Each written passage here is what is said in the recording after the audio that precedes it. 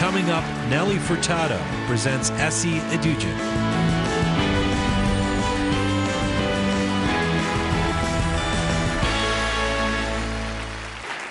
She is an international superstar who still finds much of her inspiration at home in Canada.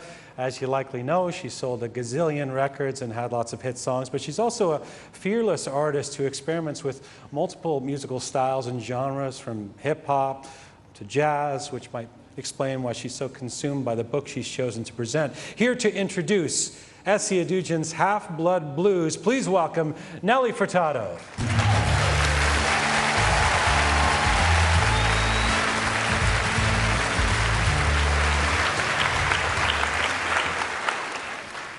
Edugyan's beautiful novel, Half-Blood Blues, proves there's music in her soul.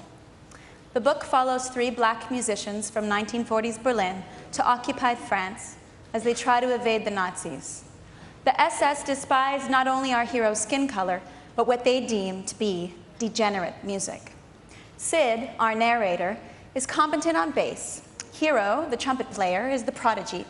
So renowned, in fact, that Louis Armstrong declares, "That pep over there be little maestro. Ain't heard him play yet, but I'll take the world's word for it till I do."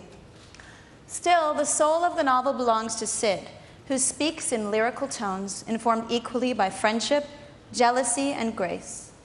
Truly, Half-Blood Blues is a beautiful song, conceived in prose by the lovely Edugyan.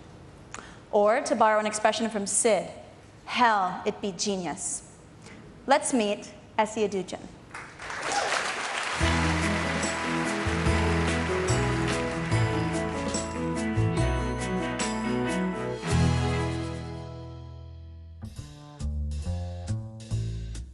I don't remember exactly when I wrote my first story.